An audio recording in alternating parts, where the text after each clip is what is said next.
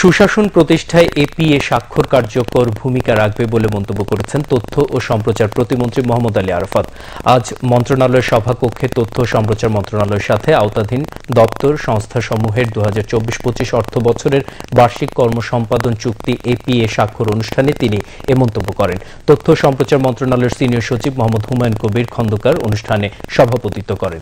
প্রতিমন্ত্রী বলেন, এই চুক্তি জনগণের মধ্যে আস্থা তৈরি করবে।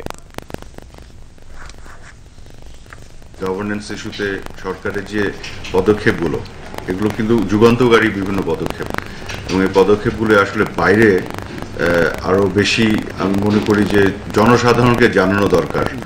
সেই কাজটি আমরা করতে চাই, কারণ কাজ অনেক হচ্ছে, অনেক এগিয়ে যাচ্ছে, কিন্তু অ্যাওয়ারনেস ক্রিয়েশনের ক্ষেত্রে আমরা মনে হয় একটু পিছিয়ে আছি।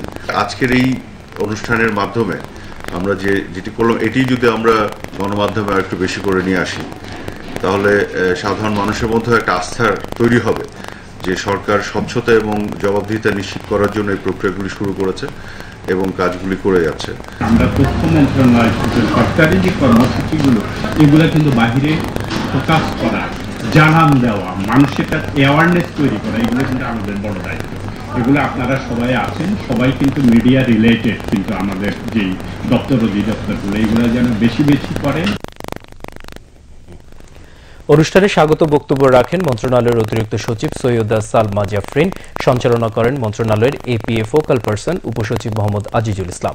অনুষ্ঠানের শুরুতে তথ্য ও সম্প্রচার মন্ত্রণালয়ের পক্ষে মন্ত্রণালয়ের সিনিয়র সচিব মোহাম্মদ হুমায়ুন কবির খন্দকার এবং বিভিন্ন দপ্তর ও সংস্থার প্রধানগণ নিজ নিজ দপ্তর ও সংস্থার পক্ষে চুক্তিতে স্বাক্ষর করেন।